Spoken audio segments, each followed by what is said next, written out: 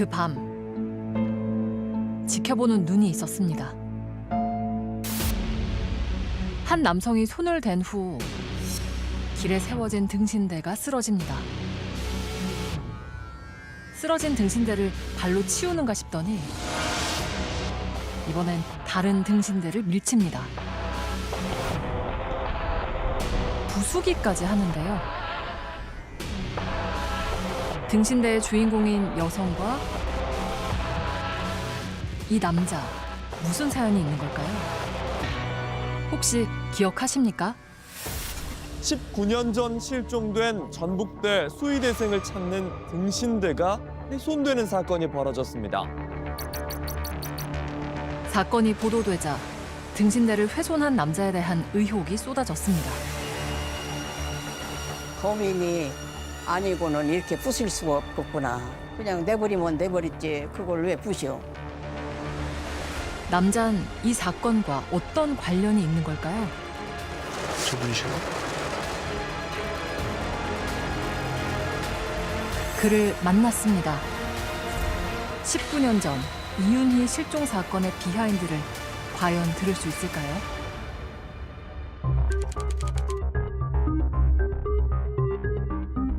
등신대를 세운 이윤희 씨 부모님부터 만나봤는데요.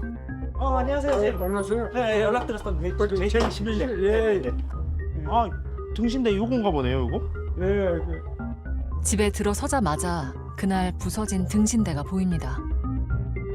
이게 좀 구부러진 자리예요, 이게. 예. 이렇게 구부러진 걸 펴서 이렇게 판판하게 만들어 놓은 거예요, 이게. 어느 건 그냥 뚝 부러진 것도 있고, 아예 없어진 것도 있고. 실종된 딸의 등신대를 훼손한 남자가 무척이나 의심스럽다는데요. 이윤이 이 사건에 대해서 뭔가 그래도 알고 있을 것이다. 그냥 보통 사람은 저렇게 못 올 것이다. 이젠 전 국민이 알고 있는 실종 사건. 사건이 일어난 건 지금으로부터 19년 전입니다. 전북대 수의학과에 다니던 이윤희 씨는 졸업을 한 학기 남겨두고 사라졌습니다. 2006년 6월 6일 그날로 돌아가 보겠습니다. 그 종강 파티가 있었대요. 그러니까 5일 저녁부터 시작해가지고 새벽 한 2시까지 계속 그렇게 했어요. 그러다가 교수들까지 함께한 술자리가 있었답니다. 윤희 씨를 마지막으로 본 사람은 집 근처까지 데려다 주었다는 같은 과 동기 K군. 그 파티가 끝나기도 전에 이윤이는 거기 파티장을 나와가지고 남자친구가 집에 같이 와가지고 6월 6일 새벽 2시 반쯤 집에 왔거든요. 들어가는 거 분명히 봤다는데 그거로 없어져 버린 거예요. 그로부터 이틀 후인 6월 8일 이상하다고 생각했던 것 같아요. 그 친구 4명이 와가지고 우리한테 전화를 한 거예요. 윤희가 이틀째 지금 학교도 안 나오는데 혹시 무슨 연락이 없느냐. 우리 깜짝 놀랐죠. 우리 모른다. 딸에게 전화를 하고 싶었지만 할 수가 없었답니다. 실종되기 3일 전인 6월 3일 날 집에 오다가 오토바이 치기배한테 날치기를 당했거든요. 휴대전화가 든 가방을 날치기 당한 겁니다.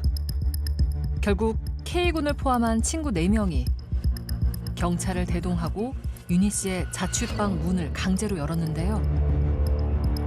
19년 전 집에 들어갔던 친구에게 그날의 상황을 물어봤습니다. 강아지들이 다 막 침대 위에 똥도 싸놓고 집안이 엉망진창이야. 경찰은 그런 거예요. 남자친구랑 여행 갔다고. 그렇게 얘기하고 그 신고서 쓸 사람만 자기한테 오라고. 그렇게 하고 그냥 간단히 갔어요. 별일 아닐 거란 경찰의 말에 친구 2명은 가출 신고서를 작성하러 경찰서로 향했고 남은 2 친구는 방을 청소했답니다. 부모님이 보시면 놀랄까 싶어서요.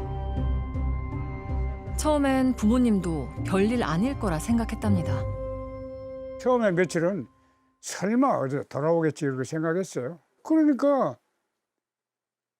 밤에 하이힐 소리가 똑똑 소리 나면 저건가 보다 하고 길을 쫑긋하고 기다려보면 2층으로 3층으로 가버리고 며칠을 그걸 하다 보니까 이거 일이 났구나. 그때부터 이제 조바심이 들기 시작하더라고요. 단순 가출이 강력 사건으로 전환된 건 컴퓨터에서 수상한 검색 기록이 발견되면서부터입니다. 그때 컴퓨터에 들어가지고 성추행 112가 그때 친 거예요. 그때 이윤희가 친 거예요. 성추행 112. 집에 돌아온 직후인 2시 59분부터 약 3분간 윤희 씨가 성추행과 112를 검색한 겁니다. 곧바로 윤희 씨를 데려다준 마지막 목격자 K군이 용의선상에 올랐습니다. 헤어진 직후 성추행을 검색한 게 심상치 않아 보였던 거죠. 게다가 윤희 씨는 종강 파티 때 입고 있던 그 옷차림 그대로 사라졌는데요. 집에 돌아온 지 얼마 안 돼 일이 벌어졌을 확률이 높다는 겁니다. K군에 대한 강도 높은 수사가 이루어졌습니다. 하지만 아무런 혐의점도 찾을 수 없었다고 합니다. 그러면서 윤희 씨 실종 사건도 미궁 속으로 빠진 건데요. 그렇게 흐른 시간이 벌써 19년입니다. 말썽을 일으키질 않았다고. 공부도 잘하고.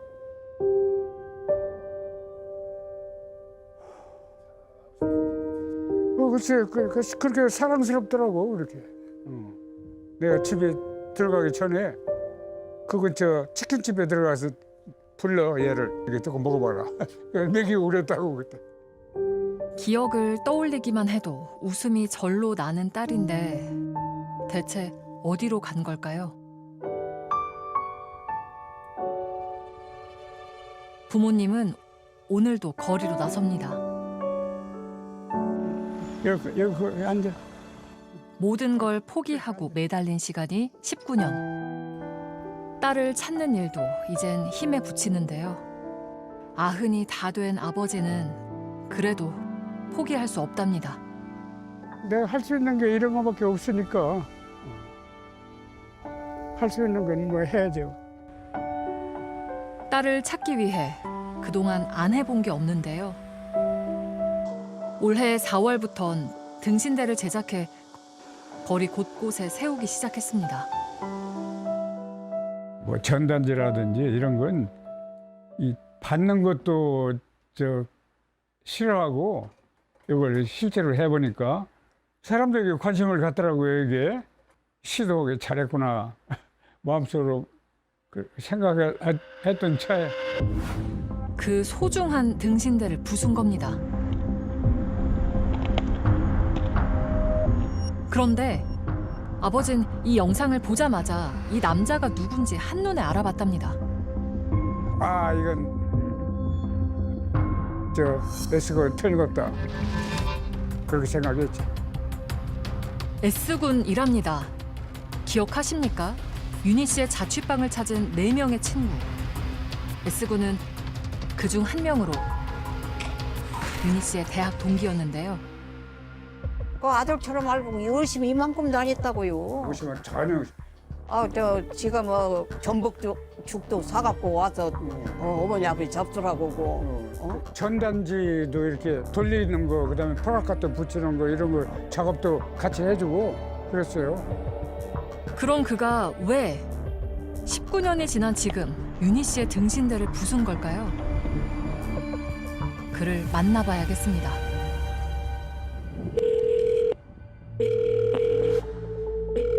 연결이 되지 않아 음성 사서함으로 연결되며 수소문 끝에 어렵게 연락이 닿았습니다.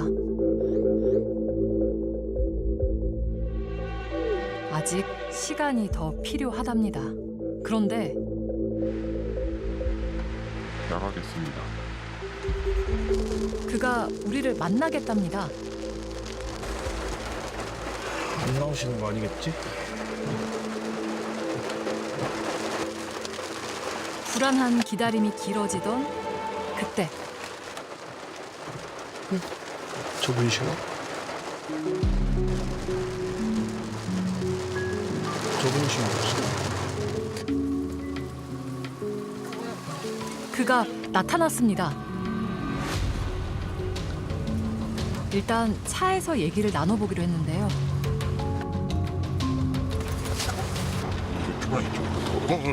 죄송합니다. 아니 괜찮습니다. 카메라를 보자 무척 조심스런 반응을 보입니다. 너무 힘들고요. 제가 아침에 눈 뜨면은 그때부터 힘들더라고요. 오랜 설득 끝에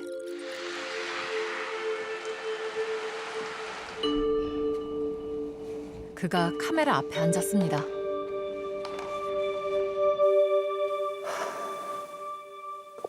왜 등신대를 부수신 거예요? 그 올해 초부터 이제 이은희 양의 그 아버님하고 저희 직장에 찾아와서 그 S군을 아시나요? 해가지고 풀랑을 걸어놓고 아버지가 자신을 용의자로 지목한 플래카드를 직장 바로 앞에 내걸었다는 겁니다. S군은 유인 실종 사건의 용의자고 여러분이랑 같이 일을 하고 있는 사람이다. 건물 안엔 유인물까지 놓아두었다는데요. 아버지가 그를 의심하기 시작한 건 지난해 말부터라고 합니다. 작년 11월쯤에 이제 아버님한테 이제 연락이 왔었습니다. 10년 넘게 연락이 없던 아버지가 갑자기 만나자고 했답니다. 그 전까지 연락이 없던 아버님께서 갑자기 이제 제가 그 당시 실종 사건에 가담이 돼 있는 용의자다, 정황이 있다라고 이제 얘기를 하더라고요. 지금 공개할 수 없는 증거가 더 있다는 거예요. 아무리 해명해도 자신에 대한 의심을 풀지 않으셨다는데요. 그 당시에 있었던 일들도 다 얘기를 하고, 그래도 무엇보다 이은희 사건이 해결되길 바라는 사람이고 떳떳하고 조사를 다 하겠다라고 이제 얘기를 했어요. 그렇게까지 제가 이렇게 해명을 했는데 못 받아들이시겠다면 제가 더 이상 뭐 할 말이 없다라고 얘기를 했거든요. 그렇게 그날의 만남은 끝이 났다는데요. 그런데 그리고는 4월 8일 날 집에 갔는데 아파트 입구에다가 등신대가 걸린, 저 그때 등신대를 처음 봤어요. S군의 집 근처에 윤희 씨의 등신대가 세워진 겁니다. 가족들이 사는 거기다가 설치를 하니까 누군가 저한테 했을 수도 있는 손가락질을 제 가족들, 제 어린 아이들, 아내한테 할 수도 있다고 생각을 하니까 도저히 그거는 참을 수가 없더라고요. 그거는 너무 견딜 수가 없고, 차라리 제가 죽었으면 죽었지 그 당시에는 아무 생각도 안 들었어요. 그냥 빨리 이걸 지워서 혹시나 우리 가족들이 이웃들에게 아니면 아이들이 다니는 다른 학부모들한테 오해를 받지 않게 해야겠다는 그런 생각밖에 없었어요. 직장에선 혼자 견디면 됐지만 가족들까지 힘들어지는 건 견딜 수 없었답니다. 그렇다면 윤희 씨 부모님은 왜 그를 의심하게 된 걸까요? 전문 기관에서 이게 조사한 내용입니다. 이게. 지난 2020년 윤희 씨의 컴퓨터 하드디스크에 대한 포렌식을 진행했는데요. 그 6월 8일 날 저 근처에 있는 지구대 실종실 가출 신고를 하고 와가지고 학생들이 다 뿔뿔이 헤어졌는데 이 2시 18분에 켜지고 6시 5분에 꺼지고 그랬으니까 무려 3시간 47분 동안을 그 방 안에 있었어요. 경찰에 신고가 이루어지던 그날 윤희 씨 컴퓨터가 켜졌다 꺼진 흔적이 발견된 겁니다. 아버진 그날 윤희 씨 자취방에 방문했던 4친구 가운데 한 명일 가능성이 높다고 봤는데요. 게다가 컴퓨터에서 수상한 흔적이 나왔다고 합니다. 경찰 기록에 되어 있잖아요. 6월 4일부터 6월 8일 특정 시까지 그런 기록이 다 삭제되어 있다고 그랬잖아요. 윤희 씨 실종 전후 며칠간의 기록이 삭제돼 있었답니다. 이윤희 언니가 경찰에 신고하기 전에 컴퓨터를 잘 아는 사람 같으면 더 충분하게 더 많은 걸 찾아낼 수 있지 않을까 생각해가지고 딱 찍은 게 그 녀석의 S군이요. 6월 9일에 뭐하러 저장 장치를 2가지씩이나 가지고 들어갔겠어요. 자기 흔적이 혹시 남아있었나 염려가 될 거 아니에요. 경찰 수사가 뭐 눈앞에 와 있는데 그러니까 자기 관련된 걸 이건 확실하게 이건 처리해야 되겠다는 강박관념이 있었다. 나 그렇게 봅니다. 아버지가 가진 의혹에 대해서 S군에게 물었습니다. 이윤희네 언니분이 와가지고 도와달라고 저희를 부른 거예요. USB를 꽂은 컴퓨터 기록이 남아있고 그게 저라고 얘기를 하는데 그러면서 뭐 컴퓨터를 조작했다 하는데 제가 혼자 있었던 상황도 아니고 이윤희네 부모님, 언니분, K양, 저 이렇게 다수의 사람들이 있었던 상황이었거든요. 근데 제가 그거를 꽂아서 컴퓨터에 자료를 뭔가 삭제하거나 복사를 했으면은 당연히 다 알 수 있는 상황일 수밖에 없었고요. 네. 이 일로 윤희 씨 가족은 S군을 고소했는데요. 혐의는 증거인멸, 증거은닉이었습니다. 하지만 검찰에서 내린 결론은 각하였습니다. 다 기각됐거든요. 그런데도 불구하고 해명을 해라 하니까 저로서는 뭐 할 수가 없는 거예요.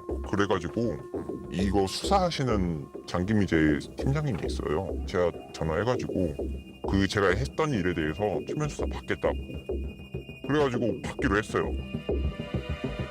경찰은 이 사안을 어떻게 보고 있을까요? 저희는 수사상이라서 말씀드릴 수가 없어요. 사건이 오래된 시간이지만 계속 좀 열심히 하고 있거든요. 경찰대 노력도 좀 이해를 좀 해주시고 이 대응하는 부분은 좀 적절하지 않은 것 같아서 미안하고요. 좀 양해를 좀 부탁드릴게요. 전문가는 실종 초기 경찰의 수사가 아쉽다고 말합니다. 어차피 초기에 빠른 대처와 증거 단서 확보와 조기 해결을 실패했단 말이죠. 그러면 보다 더 차분하게 원칙적으로 하나하나 선입견 없이 출발을 했었어야 하는 거죠. K군에게 수사력을 집중하느라 다른 단서들을 놓쳤다는 겁니다. 사람에게 집중하지 말고 객관적인 물리적인 증거에 집중을 했었더라면 그런데 의심스러워 보인다는 이유 하나만으로 특정인에게 집중을 해버리고 여기에 빠졌던 것이 사건을 미궁으로 빠뜨리게 된 또 하나의 원인일 수도 있다라고 볼 수 있는 거죠. 그렇게 흘러버린 19년. 아버지는 오직 돌아오지 않는 딸과 나타나지 않는 범인만 생각했습니다. 윤희 찾는 게 내 일에도 지금 100%예요. 그냥 끝장을 봐야죠. 온 힘을 다해서 사라진 막내딸 찾는 데 올인하고 있어요. 그 마음이 어떠실지 감히 헤아리기조차 힘이 듭니다. 경찰의 태도와 입장이 그냥 의심할 만한 대상자만 나올 뿐 증거도 없고 해결할 수 없습니다. 이렇게 돼버리면 그러면 아버지는 가만히 있어야 되나요? 아버님이 느끼시고 계실 고통과 지푸라기라도 잡으시려는 심정 모든 것들을 다 의심의 시각을 가지고 볼 수밖에 없거든요. 반대로 그가 범인이건 아니건 간에 아니라는 확증도 없으니까 그 스스로가 아니라는 증명을 할 수가 없잖아요. 한쪽은 명예훼손의 전과자가 되고 다른 한쪽은 기물파손의 전과자가 되고 이게 뭡니까 이게. 그렇게 방치해서는 안 됐던 겁니다. 경찰이, 국가가. 아버지는 오늘도 길을 나섭니다. 목숨에 살아있는 한 포기는 없습니다. 포기는 없어요. 돌아와라. 나 죽기 전에 돌아와라. 나 죽으려면 얼마 안 남았어. 그 전에 봐야지. 내 아빠를 얼마나 좋아했는데 이거. 지금 어디에 있는지, 왜 사라졌는지 알 수 없는 딸. 그 비하인드를 아버진 언제쯤 만날 수 있을까요? 누구나 한 번쯤 꿈꾸는 영화 같은 삶을 사는 여자가 있습니다. 명품 뭐 가방에 명품 지갑에 그냥 딱 봐도 좋은 옷을 입고 나왔구나라고 할 정도로 그냥 명품을 입고 나왔었어요. 자기는 유학하고 의대 출신이고 아이비리그 출신이고 저는 저희 엄마도 부자고 저희 할머니가 완전 부자예요. 그래서 부잣집 딸이에요. 그런데 한 커뮤니티에 그녀에 관한 글이 올라왔습니다. 그녀의 삶이 모두 거짓이었다는데요.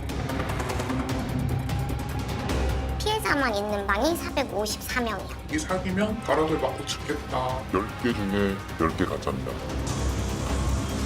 그녀는 대체 어떤 사람일까요? 비하인드가 드러나게 될까요?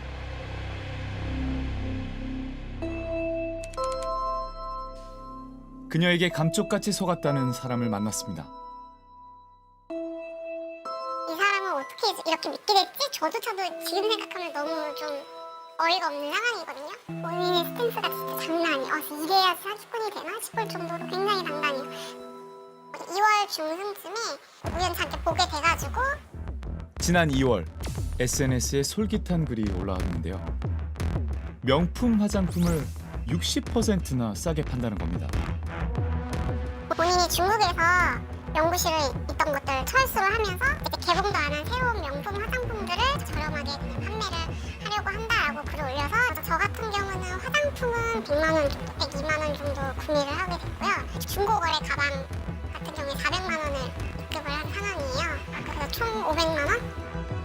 그런데 약속과 달리 배송이 차일피일 미뤄졌답니다. 생각보다 많이 판매가 되었고 정리를 해주는 도와주는 사람이 정리를 제대로 못해서 물건이 나갔는데 차질이 생겼다. 계속 핑계는 여러 가지로 바꿔가면서 배송을 차일피일 미뤘던 것 같아요. 여기 보시면은 배송을 독촉하자 물건 대신 뭔가를 보내왔습니다. 이런 식으로 보시면은 카드값이 월 2천이 나가고 본인이 사용한 카드값 내역을 제가 의심을 하니까 이제 본인은 그런 사람이 아니다라고 주장을 하면서 본인이 한 달에 사용하는 카드값이 1,000만 원 이상이고 남편 혼수로 자기가 본인이 자동차를 구매를 해서 그것도 구매를 1억짜리를 구매한 사람인데 본인이 그 돈이 없어서 사기를 치겠냐라고 하면서 본인의 이제 그러한 사항들을 저한테 오픈을 했던 것 같아요. 제주도 여행을 가서 사진을 찍는다든지 굉장히 좋은 뭐 펜션이라든지 호텔에 가서 있는 사진을 올린다든지 그렇게 약간 돈을 많이 사용을 하는 장면들을 많이 보여주기도 했었어요. 기다리던 제품이 도착한 건 2달 만이었답니다. 네, 팩트 안에 이제 리필 끼워서 사용을 하는 팩트고요. 이것만 이렇게 그냥 이렇게 잘라놨습니다. 내용물도 없이 케이스만 온 겁니다. 왜 그런지 모르겠어요. 더 황당한 건 가방이었다는데요.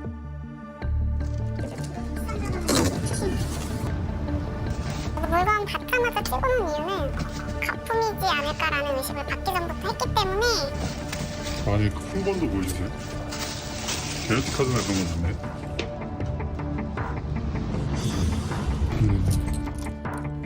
가방의 상태는 어땠을까요?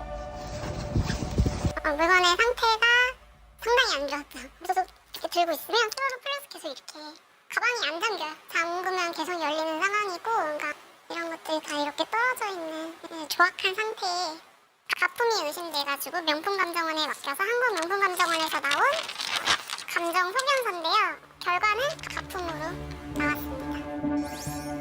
위조품이었습니다. 그런데 지연 씨 같은 케이스가 한둘이 아니라고 합니다. 현재 파악된 피해자는 400명이 넘는 것으로 보이고요. 피해액도 2억 원 이상으로 지금 확인되고 있습니다. 다른 구매자들을 만나봤는데요. 구입 경로, 배송 과정 모두 지연 씨와 유사했습니다. 친구들한테 이렇게 너 게임 가격 싼데 너도 사볼래 해가지고 친구들 것까지 다 같이 사가보니까 화장품만 250만 원 넘게 구매하게 되었고, 저는 보증금까지 떼서 친구들이 돈 돌려줬거든요. 1차 때 트레이드를 통해서 주문한 건 못 받았고, 2차 때 홈페이지 통해서 주문한 것도 못 받은 와중에 이제 물건을 딱 하나 받았어요. 이만큼의 혜택을 보면서도 이 배송 기간을 못 기다려? 이렇게 할인해 주는데? 라고 계속 주장을 했고, 약간 의심도 하면 이 비위를 거스르면 나 물건 못 받을 수도 있겠다, 약간 이런 마음도 있어. 고소를 하겠다고 하자 주문 4개월 만에 택배를 보내왔다는데요. 불안한 마음에 개봉도 못했답니다. 이게 뭐야? 내가 시킨 건 이게 아닌데. 아, 처음 뜯어보신 거예요? 그럼요. 참고로 저 케이스 모델이 굉장히 오래된 모델이 이거 안 나와요. 7년 모델이어가지고. 내용물이 없네요. 그럼요. 어머. 이런. 직접 뵙고 싶어요. 얼굴 보고 얘기하고 싶어요. 왜 이런 짓을 벌였는지, 뭘 믿고 이랬는지. 의문의 그녀는 대체 어떤 인물일까요? 그녀를 만났다는 사람과 연락이 닿았습니다. 수지 씨는 한동안 그녀의 일을 도와줬다는데요. 자기가 뭐 인맥이 되게 많다 했었거든요. 근데 이불도 뭐 제조 공장에 아는 분이 있어가지고 여름이니까 냉감 이불을 판다 이래서 뭐 아빠가 캘리포니아에 무슨 뭐 대저택 몇 개 갖고 있고 뭐 이렇다 했는데, 그녀의 남자친구 생일 파티에도 참석을 했는데 엄청난 이벤트를 목격했답니다. 애초에 밥도 그 청담동 스테이크하우스에서 먹었었는데 거기서 제대로 밥 먹으면 5, 60만 원대가 나오는데 씀씀이는 큰 사람이니까 그렇게 생각을 했었고, 그날 생일 파티를 할 때 케이크 안에 이제 차키를 넣어서 준 거예요. 차키를. 더 세게 쳐. 드라마에서나 나올 법한 장면이었다고 합니다. 그녀의 집에도 방문했다는데요. 대구에 뭐 조금 부유한 아파트가 있는데 주민등록증을 보여줬는데 거기로 원래 돼 있었거든요, 주소가. 근데 저를 데리고 간 데는 집이 좀 좋아요. 거기 사진은 제가 찍어놨는데 층고가 엄청 높아가지고 이렇게 돼 있고. 자기 집이라고 보여준. 네, 자기 갔었어요, 제가. 무슨 이거 조명이 4억이고 그냥 나 여기 약간 아지트로 쓰는 데다 이러길래. 근데 제가 딱 갔다 오고 그 같이 갔다 온 언니가 혹시 몇 호였는지 기억이 나냐는 거예요. 그래서 우리 그런가 이랬는데 갑자기 호실도 너무 좋고 렌트하기 좋은 하우스였는데 그 호수가 딱 뜬 거예요. 렌트하우스. 렌트로 해서 이제 원래 빌려주는 데였고. 그런데 배송이 늦어지면서 구매자들의 항의가 빗발치자 그녀는 수지 씨 핑계를 댔다고 합니다. 이 여자가 몇 천만 원을 중간에서 중복 환불금을 가로채가지고 배송비가 없다 이렇게 된 거예요. 사람들 있는 단체 채팅방에는 뭐 제가 뭐 명예훼손도 했고 뭐도 했고 횡령도 해서 고소를 했다 이랬는데 그런 사실이 전혀 없어가지고. 김사라, 그녀는 어떤 사람일까요? 직접 만나봐야겠습니다. 먼저 그녀의 아파트를 찾았습니다. 그런데 여기는 그런 성함은 없고요. 김 씨가 머물렀다는 호텔에서는 만날 수 있을까요? 안녕하세요. JTBC에서 나왔거든요. 예, 혹시 에 좀 장기 투숙했던 여성분 있다고 들었는데 거주하셨다고 그러더라고요. 1박에 얼마 정도 되는 거예요?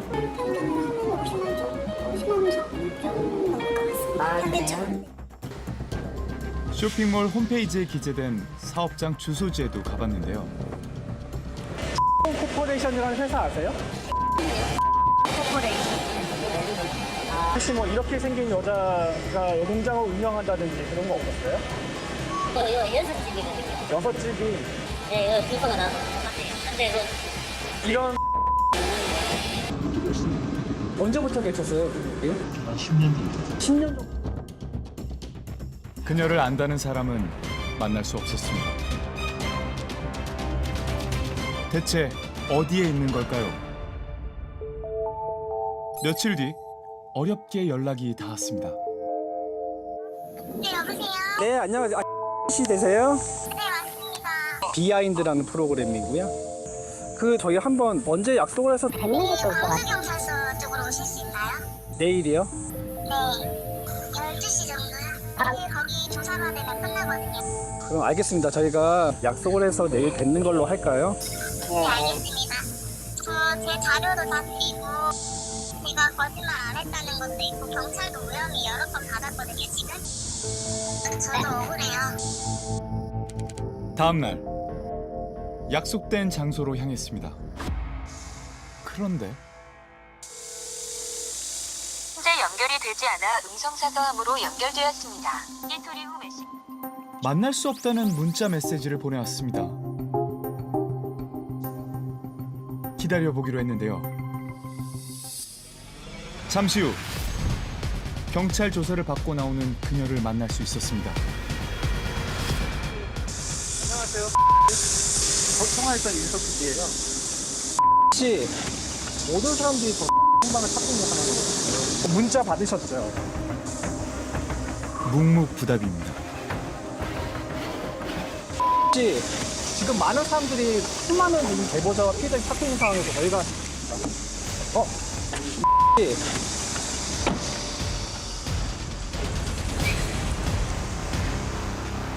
그런데 취재 도중 우리는 놀라운 사실을 알게 됐습니다. 그녀가 과거에도 유사한 일을 벌인 적이 있다는 건데요. 수소문 끝에 당시 피해자를 만났습니다. 정말 그냥 몰래카메라 같았어요. 기분이 막 가슴이 내려앉는다? 그냥 받아들이지 못했어요. 파노라마처럼 딱 지나가는데 다 마셔지는 거죠. 이번에는 마스크 대란이 벌어지는 거 아니냐고 걱정하는 분들 많아졌습니다. 오늘도 구하기가 하늘의 별 따기였다는 겁니다. 마스크 대란이 일어났던 2020년 한 유통 관련 채팅방에서 그녀를 알게 됐다는 준영 씨. 그 당시에는 마스크 기계를 자기가 갖고 있다. 그 한 대의 기계로 마스크를 뽑아서 자기 고객들한테 줬는데 반응이 너무 좋아서 이게 돈이 되겠구나. 돈을 좀 벌었고 그래서 자기는 공장을 확장을 하고 싶다. 그녀의 사업 계획은 꽤 구체적이었답니다. 자기가 현재 가지고 있는 중국 업체 이런 또 다른 화장품 거래처 수백만 장에서 5천만 장짜리 발주소도 있었고요. 1억 장짜리 계약서도 있었고요. 며칠 뒤 한 커피숍에서 그녀를 만났는데요. 남편과 함께였습니다. 차는 뭐 그 당시에 둘 다 명품 가방에 명품 지갑에 그냥 딱 봐도 좋은 옷을 입고 나왔구나라고 할 정도로 그냥 명품을 입고 나왔었어요. 그녀는 놀라운 사람으로 보였답니다. 입이 떡 벌어질 만큼의 재력은 물론 정재계 인맥까지 갖추고 있었다는데요. 미국 스탠포드 의대를 다니다가 입국을 했다고 그랬습니다. 그래서 자기는 의사 자격증이 있어서 화장품 제조업을 할 수 있다. 우리나라가 화장품 중개원 기업 거기랑도 자기랑 다 인맥이 있다는. 잠치 쪽이랑 물류업 쪽도 있고 친척분이 제주도에서 이사장을 했고요. 시장 전체 상가 운영회 회장이고 제주의회 의원이 본인의 작은 외할아버지고 그래서 자기 아버지가 미국 총판을 하시고 어머니는 가덕도에 땅이 굉장히 많으시고 사진들 돈 자랑하는 사진이죠. 자기가 그리고 이만한 돈을 갖고 있다고 저한테 보낸 건데 이 펜트하우스 공사하고 3년 기다려 들어간다. 이게 240만 달러라고 합니다. 자기 할머니 계좌에 있다는 그리고 자기가 운영하던 법인 계좌에 554억 원이 있다는 잔고증명서를 보내줬습니다. 서류와 사진, 실존 인물들 이런 디테일이 신뢰감을 주었다고 합니다. 그녀는 자신을 이렇게 소개했다고 하는데요. 네, 있어요. 제주도에 땅 있어요. 네, 거기 값이 엄청 높아요. 제주도 우리 무서워 죽겠어. 대표님 저 부잣집 딸이에요. 저희 엄마도 부자고 저희 할머니가 완전 부자예요. 행운의 여신처럼 보였답니다. 준영 씨와 지인은 6억 4천만 원을 투자했습니다. 수익금의 일부를 매달 지급받는 조건이었는데 수익금은 지급되지 않았습니다. 준영 씨가 독촉을 하자 그녀가 뭔가를 보내왔습니다. 그럼 이 달러를 우리가 담보조로 맡기겠다 해서 그 달러를 갖다가 저녁에 그 용달차를 통해 가지고 재벌들만 이용할 수 있는 거다. 이걸로 비자금도 나르고 그런다. 알았다, 보내라 이랬더니 패킹을 해서 보냈어요. 완벽한 밀폐 패킹. 왜냐? 이거는 담보조로 맡기는 거지 너희한테 쓰라고 주는 게 아니다. 내가 만약에 너희한테 수익금을 못 준다면 이 돈을 너희가 그때 환전을 해라 해서 총 50만 달러 정도를 받았습니다. 4회 정도 걸쳐서. 결국 담보로 받은 50만 달러를 환전하기로 했는데요. 그곳에서 믿지 못할 이야기를 듣게 됩니다. 환전소에서 그 패킹을 뜯고 딱 보자마자 돈빵 당하셨네요. 그래요. 돈빵 당하셨네요. 겉을 감싸고 있는 저한테 패킹 받을 때 앞뒤는 보이잖아요. 그것만 진짜입니다. 이거 좀 보내줄 건데 이거 보시면 50달러 안에 다 1달러잖아요. 1년 번호와 전부 똑같아요. 보이시죠? 037. 이런 식으로 돈을 다시 갚아요. 영화 소품이었습니다. 소품용으로 사용합니다. 경찰 수사 과정에서 드러난 그녀의 정체는 더 충격이었습니다. 아버지가 미국에 있다는 건 당연히 거짓말이었고요. 스탠포드 의대 당연히 거짓이었고요. 그냥 그 당시 말한 것 중에 10개 중에 10개 가짜입니다. 자기가 다 만들어낸 섭외한 사람들이었고요. 그때 조사한 결과 그 아버지는 애국자였습니다. 한국 땅을 한 번도 나간 적이 없어요. 2021년 그녀는 이 사건으로 법정에 서게 됐는데요. 그녀가 말한 대부분이 위조된 것으로 드러났습니다. 결국 징역 3년 실형을 선고받았는데요. 5호 기상 특가법 적용돼서 3년이 나왔는데 2023년 11월 30일 날 문자 왔더라고요. 2년 살고 가석방으로 나왔습니다. 그렇다면 마스크 사업을 함께했던 그녀의 남편은 공범일까요? 아니면 그 역시 피해자인 걸까요? 그도 할 말이 많답니다. 지금 와서 생각하면 기도 안 차는 거긴 한데 그 당시에는 물론 다 거짓이었겠지만 자기가 이제 자기가 캡처하고 막 이런 것들을 보여줬거든. 저한테 돈이 많다 이런 식으로 통장이. 근데 그것도 위조한 건데 출금 자체가 안 된다고 그래서 왜 출금이 안 되냐 하니까 통장이 지금 압류가 돼 있는 상태다 이런 식으로 얘기를 하더라고요. 그녀가 남편의 은행 계좌를 이용해 마스크 사업을 추진했다는데요. 미국에서 사업을 한다는 장인어른도 직접 만났기에 의심하지 못했답니다. 그냥 저한테 말하기는 친아빠라고 했었고 거기 LA에서 캘리포니아 그 집에 갔어요. 며느리를 믿고 그의 부모님도 2억 여원을 투자했다고 합니다. 결혼도 했고 제가 이제 보여줬던 것 내용들이 있지 않냐. 잠깐 빌려달라는데 빌려주지 이왕 이렇게 된 거 어떻게 집도 팔고 퇴직금 담보대출 받아가지고 주기도 하고. 결국 그는 혼인 취소 소송을 제기했고 그녀의 학력, 재력, 심지어 부모까지 모두 거짓이라는 것이 밝혀져 혼인은 취소됐는데요. 하지만 3년이 지난 지금도 힘든 시간을 보내고 있답니다. 그래서 제가 밤낮으로 일하고 있어요. 주중에는 배달하고 제가 돈을 안 벌면 생활이 안 됐어요. 이틀 이상 쉬어본 적이 없어요. 집에다가 줘야 될 돈도 있고 아직 제 빚은 하나도 못 갔어요. 그래서 그런데 이번 화장품 공동구매에서도 유사한 점이 있었습니다. 일부 구매자들이 그녀의 남자친구 명의의 계좌로 돈을 입금한 건데요.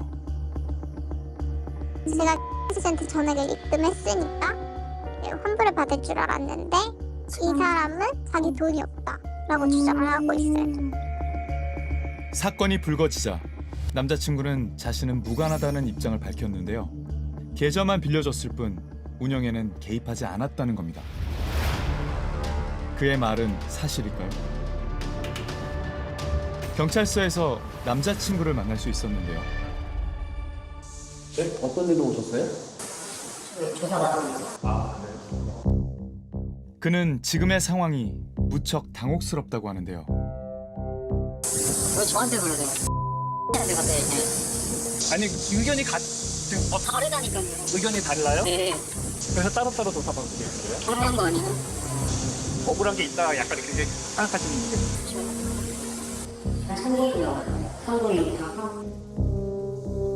자신은 현재 사건과 관련이 없다고 합니다. 김사라 그녀가 입장을 밝혔습니다. 먼저 학력입니다. 자기는 유학하고 의대 출신이고 아이비리그 출신이고 미국 스탠포드 의대를 다니다가 입국을 했다고 그랬습니다. 그녀는 미국 명문대 출신이라고 자신을 소개했었는데요. 그녀의 답은 저 어디 나온지 얘기한 적 한 번도 없고요. 그 아이비리그 나온 건 저랑 동업자예요.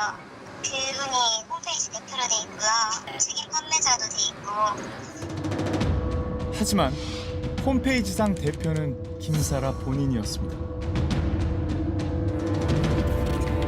물건을 보냈을까요? 제가 나간 송장이 600개가 넘거든요. 아 송장이 제품을 배송했다는 증거가 있답니다. 그런데 이 송장이죠. 이 배송 송장을 올렸습니다. 그 증거다라면서 올린 겁니다. 실제로 이런 배송이 없었고 이 업체에서도 전혀 모르는 내용이다. 배송 업체에서도 그렇게 지금 답변을 한 상황입니다. 그럼 환불은요? 환불이 안 됐다 그리고 피해가 많다라고 이렇게 많은 사람들이 이렇게 하는 이유가 뭐라고 생각하세요? 그 주문하신 금액보다 환불 금액이 더 많거든요 지금. 이것 때문에 좀 얼마 정도를 씨도 이제 소대를 받다고? 5천만 원 넘게요. 그리고 가방값을 다 환불을 해드렸어요. 법적 대응은 조용히 진행하고 있습니다. 그리고 사비로 환불 처리했습니다. 이게 이미 환불을 했다는데요. 하지만 구매자들의 입장은 전혀 달랐습니다. 8천만 원 이상 환불했다라고 주장을 하는데 실제로는 뭐 몇만 원 단위의 소액 피해자들만 일부 환불을 해줬고 그 이상의 좀 고액의 피해자들에게는 전혀 환불이나 뭐 배송은 이루어지지 않고 있습니다. 중고 가방을 구매한 지연 씨는 입금한 400만 원 중 140만 원만 환불받은 상태랍니다. 제가 가방 돈을 환불을 해주면 가방을 다시 돌려줄 테니 빨리 환불을 해달라고 지금까지도 매일 제가 이제 연락을 하고 있는 상황이에요. 그렇다면 해결 의지가 있는 걸까요? 저는 7월 1일자로 공탁 다 했거든요. 제 통장이 다 막혔어요. 그 이후에 제가 도저히 환불해줄 방법이 없다고 공탁 신청하겠다라고도 공지하고 했고. 공탁금은 좀 얼마 정도 하신 거예요? 4,070만 원.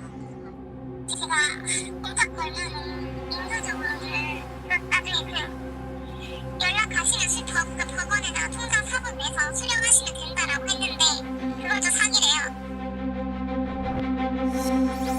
공탁 신청을 했다는데요. 그런데 해당 법원에선 공탁금 납부 사실을 확인할 수 없었습니다. 이게 유효한 공탁인지 공탁을 받으려면 어떻게 해야 되는지 좀 공탁 번호 불러주실래요? 2025번이라고 불러주셨습니다. 이거 네. 신청했는데 이게 뭔가 안 맞아가지고 저희 네. 수리가 안 됐거든요. 이 수리가 되어야지 공탁금이 납부가 되는데 네. 수리 자체가 안 됐기 때문에 공탁금도 납부하실 수가 없고 납부된 것도 없습니다.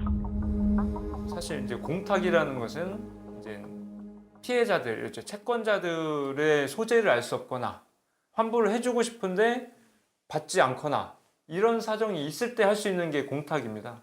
그런데 지금 오히려 반대로 그 피해자들이 환불을 해달라고 적극적으로 요청을 하고 있는 상황이고 본인이 안 해주고 있는데 그걸 공탁한다? 그건 공탁의 요건에 해당하지가 않습니다. 상반되는 주장에 대해 그녀의 입장을 듣고 싶었지만 그녀는 끝내 인터뷰에 응하지 않았습니다. 한때 그녀를 믿었던 이들이 꼭 하고 싶은 말이 있다는군요. 자기는 하늘을 맹세하고 사기를 친 적이 없다. 이 사기면 바라들 맞고 죽겠다. 솔직히 저는 사람이라고 생각을 안 해요. 거짓말 계속 하고 있는 거 같아요. 정지가 이래서 우리 돈 주라. 바로 공도 다 주라. 그 많은 사람들이 이들의 요구에 그녀는 어떤 답을 내놓을까요? 그 답만큼은 모두에게 진실이길 바랍니다. 늘 가난한 아이들을 자신보다 먼저 챙겼다는 남자. Why no school? Why no study?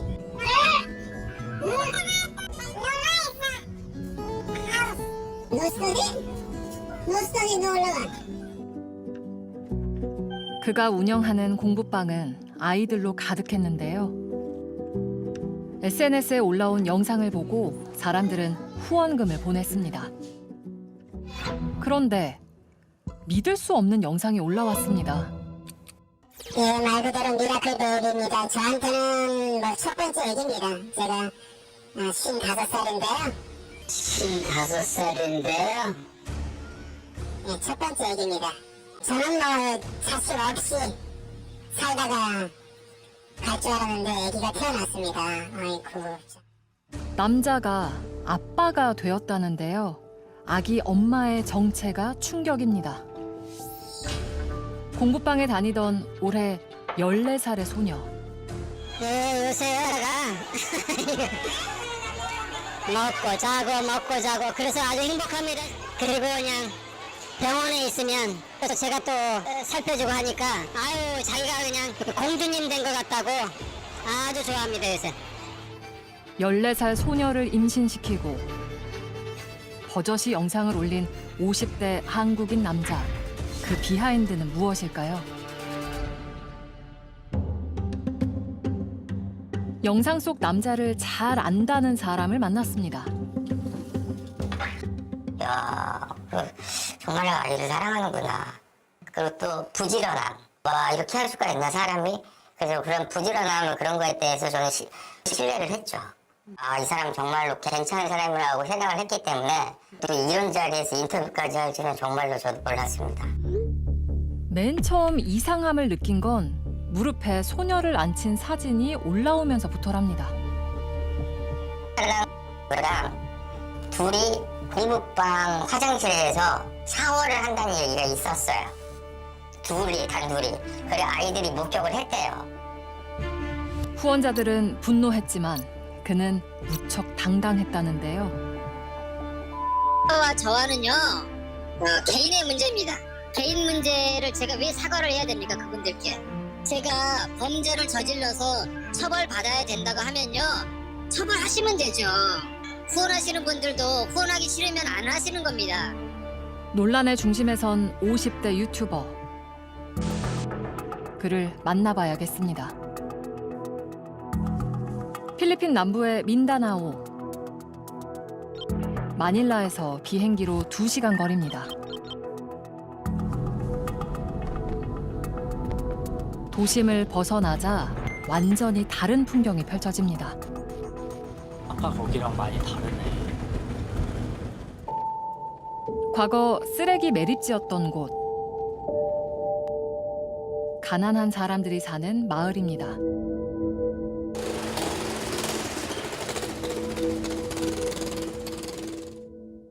변변한 학교도 없고 있다 해도 보낼 형편이 안 되는 아이들. 그런 아이들을 위해서 남자는 이곳에 공부방을 열었다고 합니다. Do you study in there? There, see. Can you guide me? I want to go there. So 인근에선 모르는 사람이 없을 정도로 유명했다는데요. here. Oh. 지금은 문을 닫은 상태입니다. 많을 땐 100여 명의 아이들이 이곳에 있었습니다. Where is student? Where? Students. Student, they go sit here, there. They fill all the. 공부방에 다녔던 소녀 한 명을 만날 수 있었는데요. Palagi kami kasama ni Tira. Saan kami magpunta kasama si Pilo. At pag wala kami trabaho, pag tapos na kami magtrabaho, dito na nag-standby kami sa bahay ni Pilo, sa kwarto niya. 남자는 엘라와의 관계를 숨기지 않았다고 합니다. Sabi sa akin, pag ay ang kanyang edad ay maging 18 at pwede na siyang ikasal, papakasalan niya daw sa 아이들 앞에서 노골적인 행동도 서슴지 않았다는데요.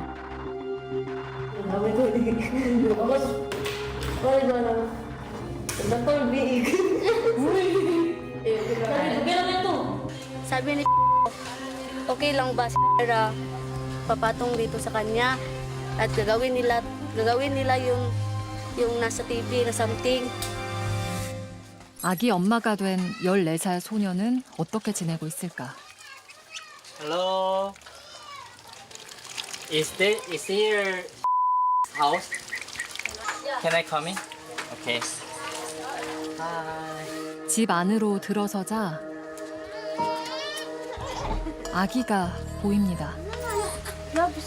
소녀가 낳은 아기인데요. Is it? 아기를 안고 있는 건 엘라의 엄마입니다. Yeah, baby, who take care? Keep down. Keep down. My baby's fine. 엘라는 멀리 떨어진 곳에서 지낸답니다. 사람들의 시선 때문인데요. Yeah, when did you know she pregnant? 5 months. Because her tummy is coming big. I saw it. When I know, of course, I'm angry. She's a minor, giving birth baby. Angry. Yeah, but I will do what I do. 해외에서 일하던 엄마는 딸에게 벌어진 일을 뒤늦게 알았다고 했습니다. But why you allow to a relationship with Because the time I know that he's pregnant na. She's pregnant. That's why. 딸의 아기를 돌봐야 하는 엘라 엄마는 체념한 듯 보였는데요.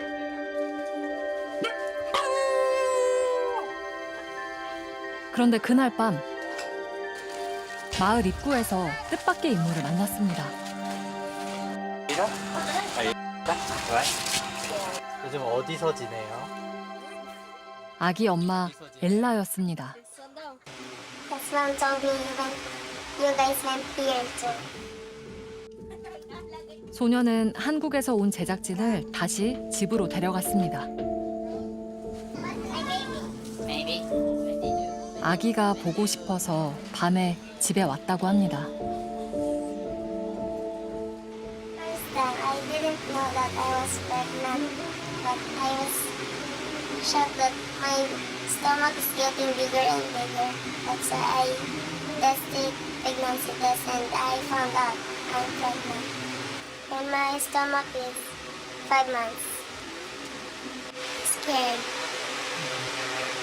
That time I was thinking how to take care of the baby and how to that time I was learning how to when the baby come out. Because I'm very scared. 아기는 7개월도 채우지 못하고 미숙아로 태어났습니다. 아기 엄마도 아기도 한동안 병원에 있어야 했답니다. 의사 선생님도 뭐 어느 정도 마음의 준비를 하고 있으라 이런 식의 말씀도 하고 그러셨습니다. 퇴원한 지 얼마 안 돼서 아이 아빠는 경찰에 체포됐습니다. Other police covered my face. They took me to go outside and go there, adoption center. And Pino still there, arrested. Positive here, sir. He's inside, but you cannot visit this. 접견은 허용되지 않았습니다. 그의 입장은 직접 올린 영상에 남아 있었는데요. 제가 먼저 꼬신 게 아니고요. 저 아이가 먼저 번에 있던 공급방 앞에서 그 문 앞을 지키면서 아무리 다른 여자들이 못 들어오게 막 그랬었습니다. 처음에는 참 웃기지도 않았습니다. 아이고 저 어린아이가 왜 저러나 싶기도 하고. 내가 고분고분한 아이가 아닙니다. 제가 오죽하면은 나라를 투도라고 별명을 지었겠습니까? 그런 아이한테 함부로 하면 큰일 납니다. 소녀가 먼저 유혹했다는 그의 주장을 어떻게 받아들여야 할까요? 일단 드는 생각은 너무 변명이 전형적이에요. 가해자들이 자신의 가해를 축소시키기 위해서 쓰는 전략 중에 하나가 가해자랑 피해자를 전치시키는 거거든요. 아니 내가 무슨 힘이 있어. 얘가 파워가 있지. 얘가 성격이 만만한 줄 알아? 라든지 얘가 싫었으면 싫다고 얘기를 했겠지 라고 말을 해요. 어쩌면 이번 사건은 그가 필리핀에 오기 전 고시원에 살 때부터 시작된 건지도 모르겠습니다. 처음부터 나눔 채널을 한 게 아니고 대리기사 브이로그 같은 걸 처음에 찍었어요. 그걸 하다가 뭐로 완전히 바꿨냐면 필리핀 여자 만나기 컨텐츠를 완전히 바꿨어요. 자기가 채팅을 해서 이 여자가 괜찮다 그러면 여자한테 매달 돈을 보내주는 그렇게 해서 영상을 올렸어요. 제가 오랫동안 싱글로 살면서 고민했었던 거 이렇게 살다가 고독사 할 것 같다. 그런 고민을 하다가 필리핀 여성과 채팅을 하기 시작했고 그 내용을 가지고 유튜브를 시작했었던 겁니다. 안녕하세요. I'm back.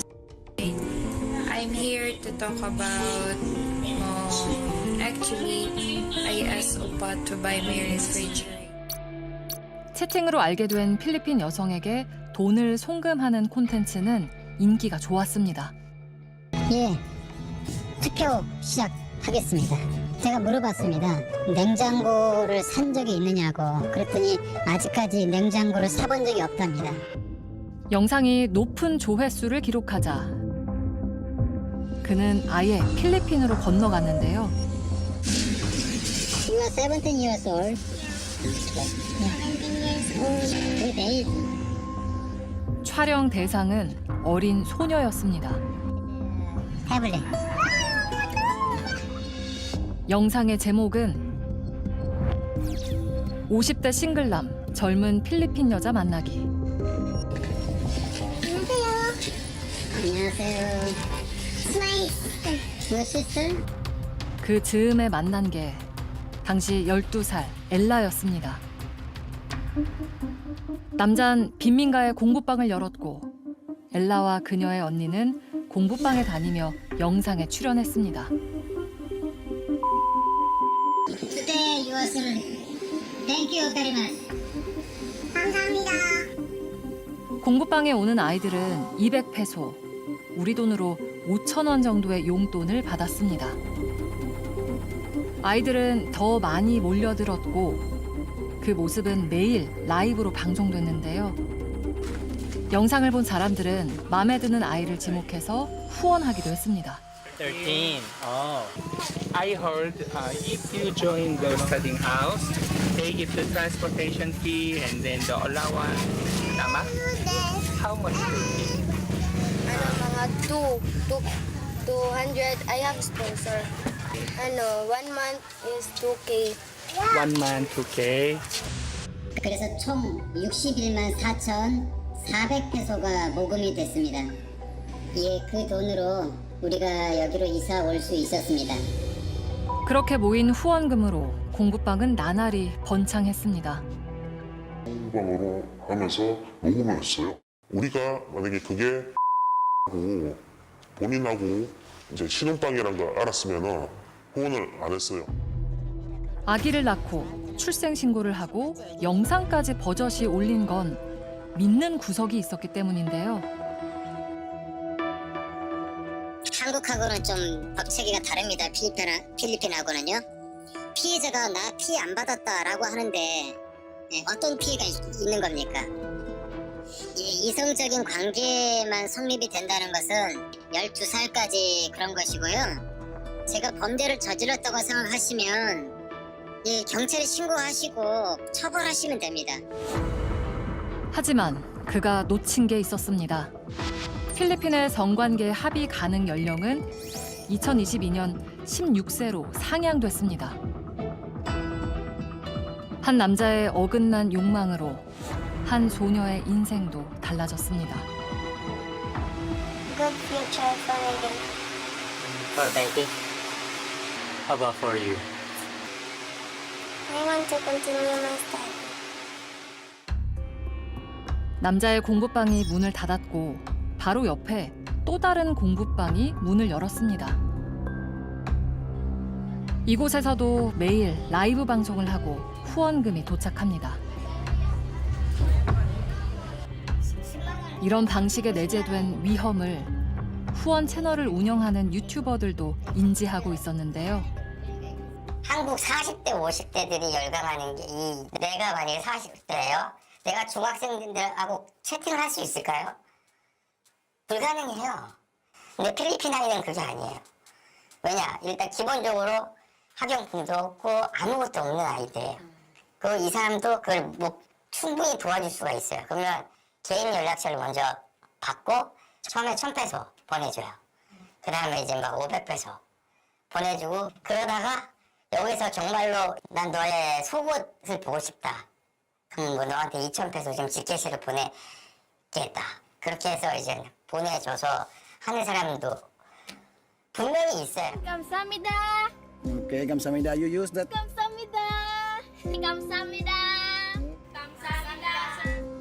이 소녀들이 건네는 감사 인사가 어쩐지 불안하게 느껴지는 건 인사 뒤에 감춰진 비하인드를 오늘 우리가 마주했기 때문일 겁니다. 부산 연산동 오피스텔 앞에 시민들이 몰려 있습니다. 경찰은 살인 혐의로 남성을 구속했습니다. 언니가 살해당했습니다. 마지막 순간까지 이 휴대전화를 놓지 않았다는데요. 이 핸드폰이 지금 이제 언니가 없는 상황에서는 언니를 대신해서 말을 해줄 수 있는 수단인 거죠. 판도라의 상자가 열리는 것 같아서 무서웠다고 해야 되나? 안에 어떤 내용이 있을지 사실 모르니까. 언니는 왜 죽어야만 했을까? 휴대전화 속에 감춰진 죽음의 비하인드는 무엇일까요? 지난해 9월 112 종합 상황실로 전화가 걸려왔습니다. 긴급신고 112입니다. 제가 사람을 죽였습니다. 그게 무슨 내용이십니까? 제가 전 여자친구를 살해해버렸네요. 여자친구는 어디 있어요? 그 집에 있고 저는 나와가지고 옥상에 있죠. 어디 내리려고요.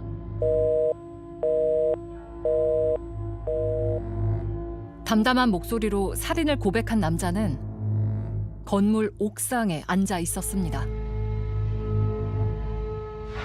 그날 남자를 목격한 분을 어렵게 만났는데요. 동네는 바람 뒤집혔지. 다 막아놨고 여기 사람들 쫙 뭐가 저기야. 저기만 쳐다보고 있습니다. 에어맥도 오고 뭐 막 이거 거의 아마 한 30분 이상 되겠을까요? 30분 넘는 투신 소동 끝에 경찰이 그를 검거했습니다. 올해 33살의 남성. 경찰이 곧바로 같은 건물에 있는 피해자의 집을 찾았습니다. 하지만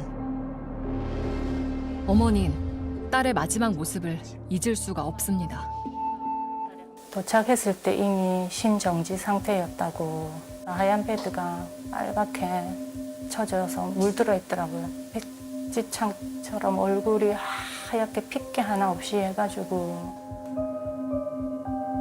너무 억울한 표정. 이제 겨우 24살. 딸 미나 씨를 살해한 건 헤어진 남자친구였습니다.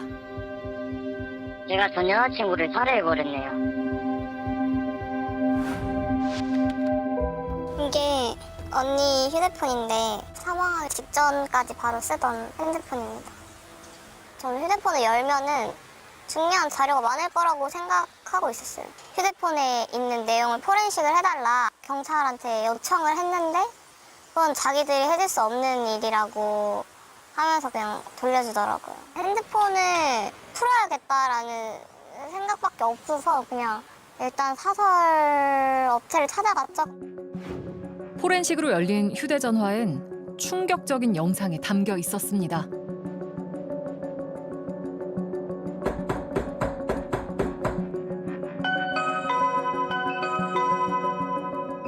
누군가 집요하게 언니 집 문을 열려고 하는데요.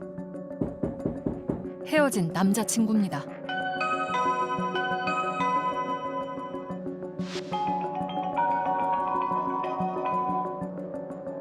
이런 영상이 한두 개가 아니었습니다. 언닌 얼마나 두려웠을까요? 제가 느끼는 고통인 것처럼 저도 너무 힘들었던 것 같아요. 이렇게까지 심한 줄은 모르고 있었어요. 초인종 테러가 시작된 건 지난해 3월 22일. 무슨 일이 있었던 걸까요? 여동생은 언니의 다급한 SOS를 받은 기억을 떠올렸습니다. 그 날이 헤어진 날 당일 새벽이어서 비밀번호를 바꿨을 거예요. 비밀번호 치고 막 들어오려고 하고 방해금지 모두 해놨는데 전화 계속 온다, 뭐 어떡하냐 이런 얘기를 저랑 새벽에 실시간으로 이제 카톡을 했었거든요. 이별을 선고한 바로 다음 날부터 남자가 밤낮 없이 찾아왔다는 겁니다. 휴대전화 속 그는 무척 집요했습니다. 저 부재중 전화가 다 전화가 올 때마다 언닌 얼마나 무서웠을까요? 내가 헤어지자고 하면은 얘는 칼 들고 찾아와서 나를 찌를 새끼야, 너무 무섭다라고 여러 번 얘기를 했어가지고. 그런데 언니의 휴대전화에서 눈에 띄는 기록이 발견됐습니다.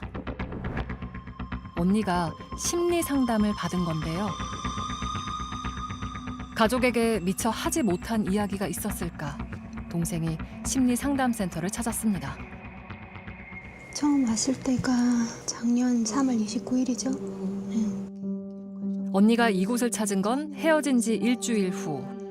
그런데 이때 상흔이 좀 여러 가지 다박상이라든지 얼굴에 이렇게 맞은 흔적이 있어서 물어봐서 얘기를 하게 된 거예요. 미처 알지 못했던 일입니다. 동생은 눈물이 멈추지 않는데요. 언니도 여기 앉았었겠구나.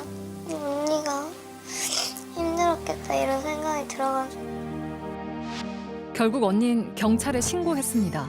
당시 통화 내용도 남아 있었는데요.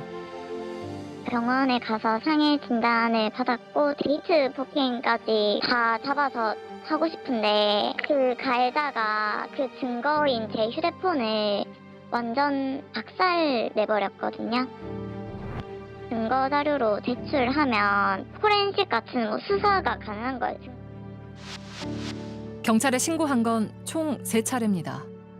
하지만 그때마다 경찰의 조치는 피해자와 가해자를 분리한 후 귀가시키는 것이었습니다. 전문가는 그 지점이 무척 아쉽다고 합니다. GPS 위치 추적, 전자장치를 부착해서 감시하도록 하는 제도가 스토킹 처벌법에 있습니다. 근데 이 사건을 보면은 접근 금지 명령 신청도 안 했어요. 잠정 조치를 안 했으니까 당연히 위치 추적 장치도 안 했겠죠. 그래서 피해자를 속절없이 잃은 거예요.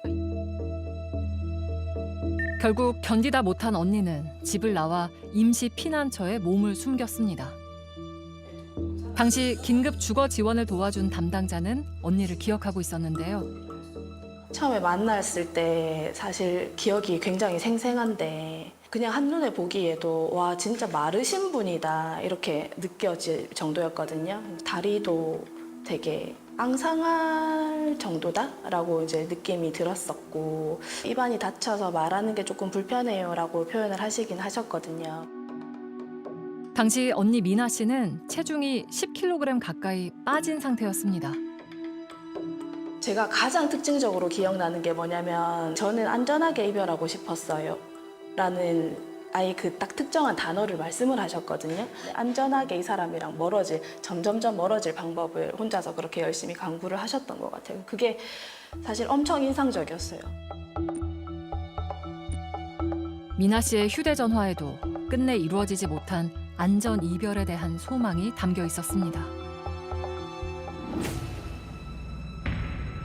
한 달 동안 지낸 임시 거처에서 나온 후 미나 씨는 새로 집을 얻어 이사를 했습니다. 마침내 벗어났다고 생각을 했을 텐데요. 착각이었습니다. 그는 더 집요하게 다가오고 있었습니다.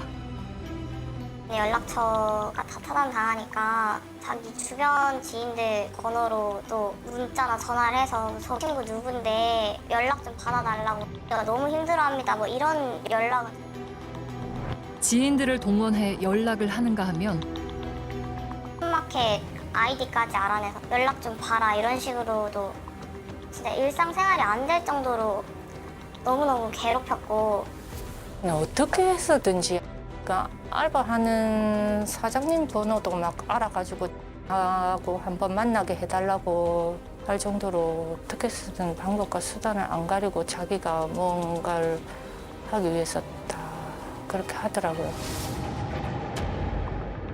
급기야 미나 씨를 만나게 해달라며 친구를 직접 찾아왔다고 합니다. 친구는 그날 일을 생생하게 기억하고 있습니다. 계속 연락이 안 되니까 그 전 남자친구가 저한테 연락이 온 거예요. 와가지고 이제 제발 다시 만나게 해달라고 연락이 너무 안 된다. 제 폰으로도 한번 연락 계속 해보고 싶어 하고 그냥 계속 그렇게 하소연 듣고 하다가 이제 마지막쯤에는 그 사람이 이제 무릎을 꿇으면서 울면서 얘기를 하더라고 저한테. 한 번만 다시 만나게 해주면 살다가 뭐 죽이고 싶은 사람이 있으면 한 명은 자기가 죽여준다고. 그때까지만 해도 사실 뭐 말도 안 되는 소리 그냥 한다고 생각하고 아 뭐 그 말도 안 되는 소리냐 이렇게 이제 이렇게 세워가지고 이제 보냈죠 그때는. 죽음의 그림자는 시시각각 다가오고 있었습니다. 사건 당일 그가 왔습니다. 엘리베이터를 두고 계단으로 향하는데요. 어두운 계단에 앉아 무려 4시간 동안 문이 열리기를 기다렸습니다. 안타깝게도 그때가 오고야 말았습니다. 미나 씨가 배달 음식을 시킨 건데요. 그가 대신 결제를 한 후 음식은 다시 기사에게 돌려줍니다. 깜짝 이벤트를 할 거라며 음식을 문 앞에 두고 가달라고 요청한 겁니다. 잠시 후 문이 열리고 남자가 미나 씨를 향해 달려듭니다.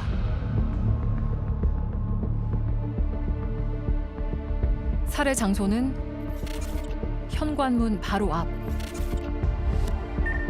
문을 열자마자 흉기를 휘두른 겁니다. 그 고통을 생각하면 정말 이름 말할 수가 없죠. 엄마로서 꿈에서라도 진짜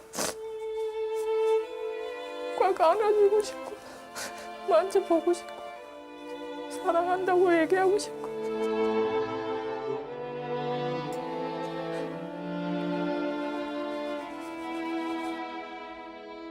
혼자서 얼마나 아팠을까요? 혼자서 얼마나 힘들었을까요?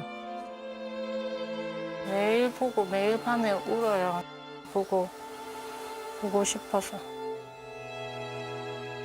딸이 처참하게 살해된 후 어머니의 삶도 무너졌습니다.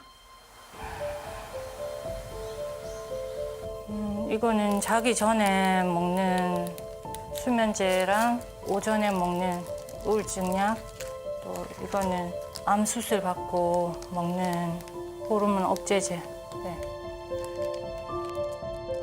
어머니는 현재 암 투병 중입니다. 하지만 딸을 죽인 그놈에게 합당한 처벌이 내려질 때까지 어떻게든 버텨낼 겁니다. 지난 4월 전 남자친구에 대한 판결이 내려졌습니다. 징역 25년, 위치 추적 장치 10년 부착 명령. 그런데 판결문 어디에도 스토킹에 대한 내용이 없습니다. 심지어 검찰은 스토킹 혐의에 대해 기소조차 하지 않았다는데요. 왜일까요? 그냥 살인으로 그냥 기소한 거죠. 병합 사건으로 안 하겠다라는 거죠. 경찰 수사기관 뭐 이런 데에서 그게 큰 발목일 거예요. 그 연인 관계에 스토킹 적용하는 게 그게 맞냐. 헤어진 지 얼마 안 됐기 때문에 뭔가 할 말이 남아 있겠지. 자꾸 찾아가서 설득해보고 싶겠지. 이런 굉장히 안이한 생각으로 이 사건을 바라봤던 거죠. 검찰은 왜 스토킹 혐의로 기소하지 않은 걸까요? 그 이유를 물었습니다.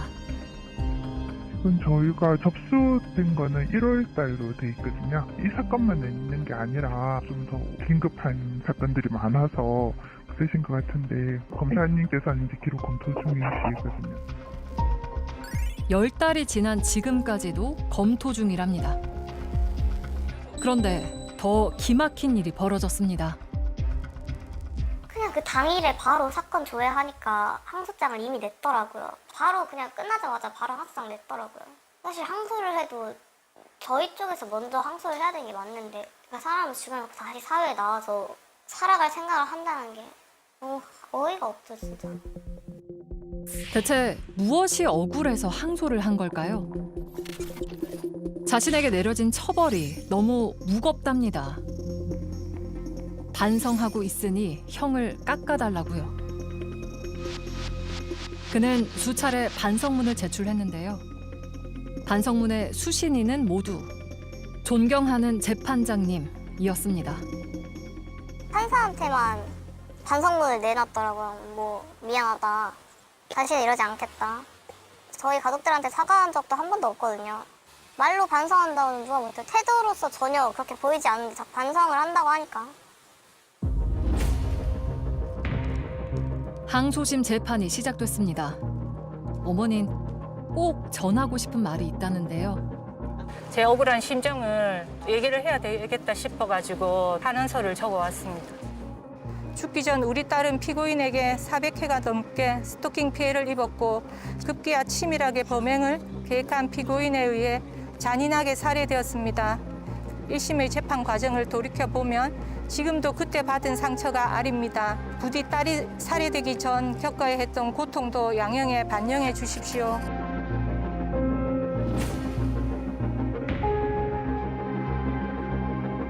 항소심 선고가 내려지는 날 어머니와 동생도 재판에 참석했는데요.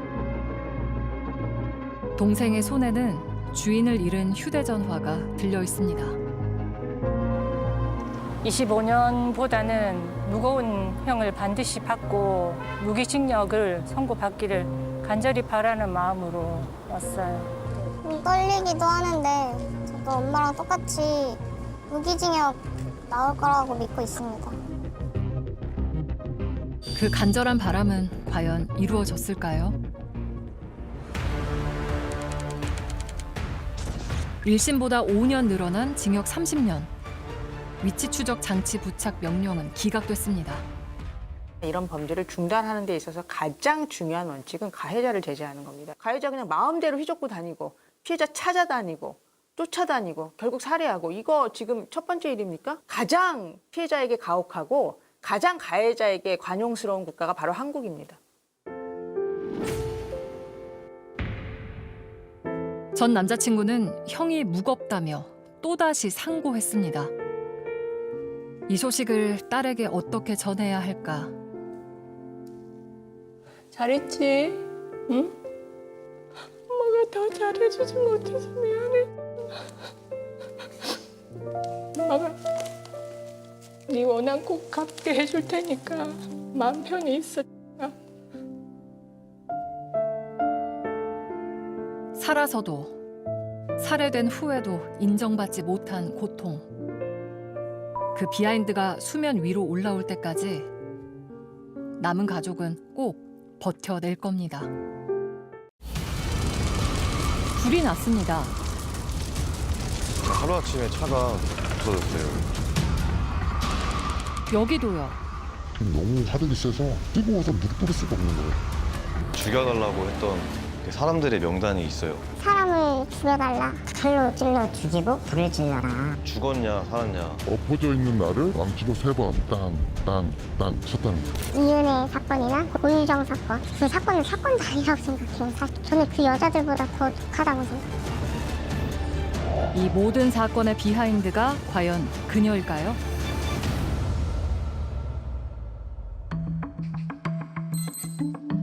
배달 물품이 몰려드는 택배터미널. 그곳에서 우리는 무시무시한 공포 영화의 한 장면을 몸소 겪고 있던 남자를 만났습니다. 화성에서 택배 기사로 일하고 있습니다. 가게 운영하시는 분들은 가게가 있을 거고 직장인들은 사무실이 있을 거고 저희한테는 그런 존재예요. 이 택배 트럭은 목숨과도 같은 택배 트럭이 한순간에 사라졌다는 겁니다.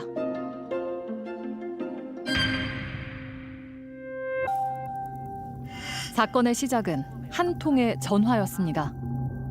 지금 저희 터미널에 1톤 차에 화재가 발생을 했거든요. 네? 제 차요? 홍사연님 차량으로 좀 추정이 돼가지고 지금 소방서에서 왔거든요. 방문을 했거든요. 전소가 됐다고요? 네. 차에 불이 났답니다. 곧바로 트럭이 주차돼 있던 터미널로 달려왔는데요.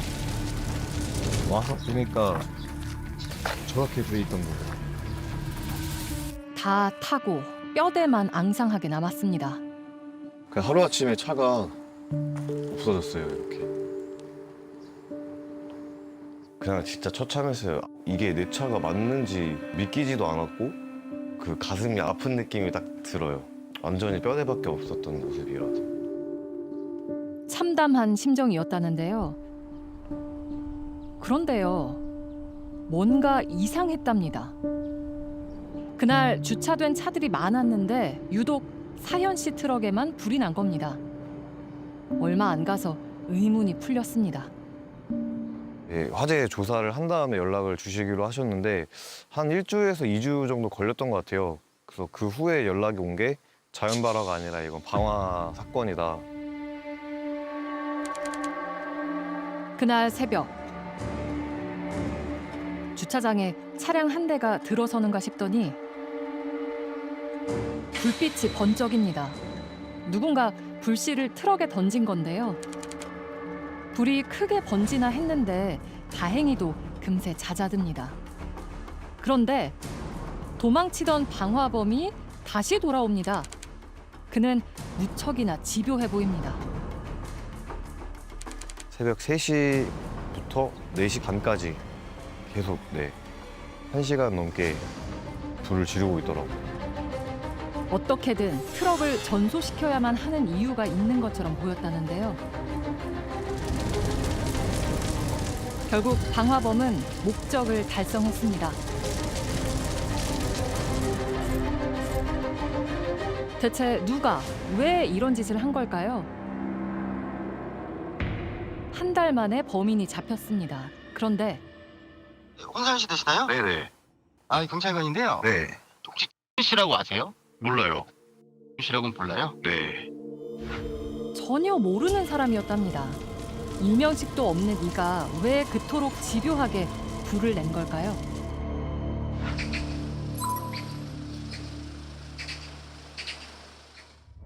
결국 방화범은 징역 3년형을 선고받았습니다.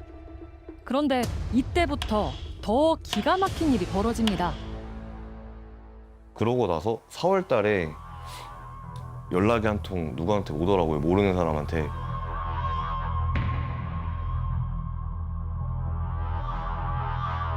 사연 씨에게 편지 한 통이 도착했는데요. 발신인은 방화범, 감옥에서 편지를 보내온 겁니다. 배송 전 꼭 전화 주세요. 중요한 문서입니다. 꼭 홍사연 본인 확인 후 두 손에 주세요. 편지 안엔 정말 깜짝 놀랄만한 내용이 담겨 있었다고 합니다. 편지 한 통부터 이제 시작된 거죠. 장수로 치면 거의 한 200장이 넘는. 이게 대한민국이 아닌 것 같았어요. 저는 처음에 편지 받고 나서. 지금부터 어디에도 공개된 적 없는 방화범의 편지 내용을 들려드리겠습니다. 피해자 홍사연 씨에게 너무 진심으로 미안하고 죄송합니다. 한치의 거짓 없이 진실을 얘기해서 용서를 받고 싶어 진실만 얘기하겠습니다. 여러 번 시도 후 사연님 차량 방화까지 하고 말았습니다. 방화는 휘발유로 했습니다. 재판 내내 무죄를 주장했던 그가 방화를 인정했습니다. 그리곤 충격적인 사실을 털어놨는데요. 홍사연을 죽이거나 불구로 만들어달라고 사주 계획을 했습니다. 팔 하나 잘라달라고 하고 다리 하나 잘라달라고 하고 다 죽여야 된다. 차례차례 다 죽여달라고 순서까지 정해놨나 봐요. 사현 씨를 살해하라고 사주한 사람이 있답니다. 사현 씨는 곧바로 감옥에 있는 방화범을 찾아갔습니다. 반성을 하신다고 하면 지금 드러나 있는 내 사건뿐만 아니라 다 자백을 해야 맞다고 생각을 한다. 그랬더니 사주를 받아 저지른 사건이 사현 씨 말고도 더 있다고 털어놨다는데요. 소장에 대해서 알지 않냐라고 그때에 대해서 얘기하시더라고요. 7월 달쯤에 소문이 한 번 돌았었어요. 그 저희 택배 터미널 부지에서 어디 대리점 누구 소장님이 밤길에 맞고 쓰러져서 지금 못 나오고 있다. 피해자는 사현 씨도 아는 사람이었는데요. 소문으로 떠돌던 그 사건이 정말 그의 짓이었을까요? 확인해 봐야겠습니다. 이 친구가 계속 나한테 전화가 오는 거예요. 그래도 전화가 와서 소장 중요한 얘기예요. 좀 전화 좀 받으세요. 이래가지고 그 피의자가 자백을 했다는 거예요. 2024년 7월 4일 날 저 사는 아파트에서 린치를 당해서 제가 50 동안 입원했었고요. 목격자도 CCTV도 없어서 미제 사건으로 남고 말았는데요. 방화범의 자백으로 퍼즐이 맞춰진 겁니다. 저 앞에 건물이 있어요. 저 건물에서 이제 술을 먹고 이렇게 걸어가는데 자 여기까지는 기억해. 여기까지는 제 기억이에요. 피해자는 말에 의하면 저기서 보고 있다가 5시간 기다렸대요. 무려 5시간 동안 미리 준비한 쇠망치를 들고 기다리다가 최 소장이 나타나자 곧바로 가격했다는데요. 뒤에서 와서 내 왼쪽을 이제 뒤에서 때렸대. 여기를 때리고 망치로 때리고 망치를 때리는데 안 쓰러지고 딱 돌아보고 멱살을 딱 잡았대요. 신랑이 하는데 다시 망치로 이렇게 때려서 내가 이쪽에서 이쪽으로 엎어져 있었대. 그 사람 말에 의하면. 그런 다음에 엎어져 있는 나를 망치로 3번 땅 쳤다는 거예요. 그런데 2달 후 명절을 맞아 고향집에 간 그에게 또다시 사건이 벌어집니다.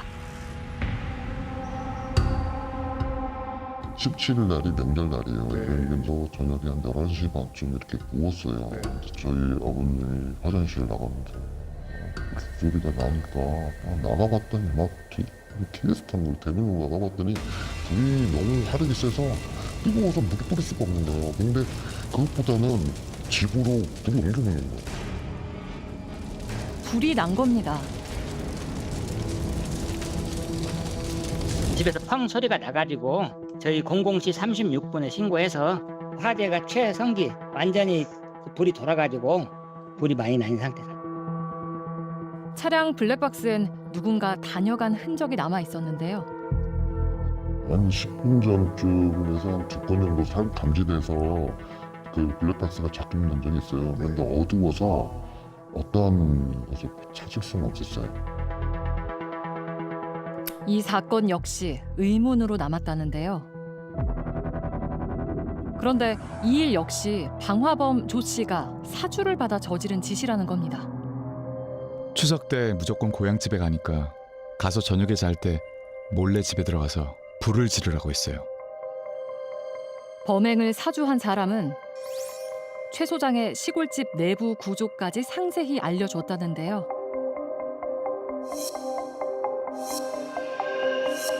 살해하라고 사주를 받았지만 차마 할 수 없어 불만 지르고 도망쳤다는 게 그의 주장입니다. 시키는 대로 했다고 알리려 전화했는데 칼로 심장을 찔렀냐고 했어요. 무슨 말이냐고 그렇게 할 수 없다고 하자 칼로 심장을 찔러야 한다고 했어요. 방화범이 현지에서 밝힌 이 내용은 과연 사실일까?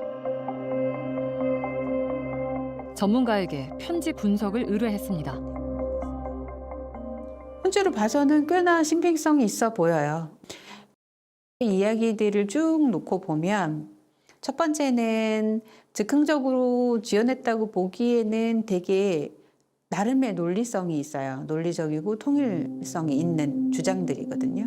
그리고 그 주장들이 객관적인 증거에 탁탁탁탁 부합해 가는 과정 중에 있는 것 같아요. 진실로 볼 수 있는 근거는 또 있답니다. 다음으로 이제 살펴봐야 될 게 씨가 허위로 공범의 존재를 이야기해서 얻을 이익이 현재로서는 없어요. 실제로 방화범은 추가 범행을 자백하면서 형량이 늘어날 가능성이 높다는데요. 그는 왜 이제 와서 범행을 고백한 걸까? 수소문 끝에 방화범의 여동생을 만날 수 있었는데요.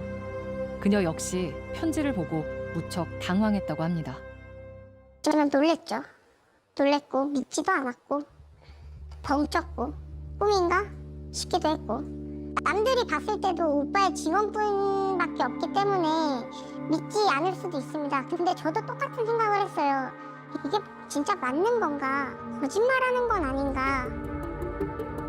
여동생은 수감된 오빠를 찾아가서 사건의 전말을 물었답니다. 이 사건이 도대체 뭔 사건인데 오빠가 여기에 지금 들어가 있는 것인지 얘기를 해줘야지 내가 오빠를 도울 수가 있지 않겠느냐. 가족들한테 솔직하게 지금이라도 이야기를 하겠다라고 이야기를 하더군요. 이 사주로 인해 이 모든 사건이 이루어졌으며 자기는 단 하나 때문에 한 거라고. 그가 말한 단 하나, 그게 대체 뭘까요? 근데 오빠의 답변은 단 하나였어요.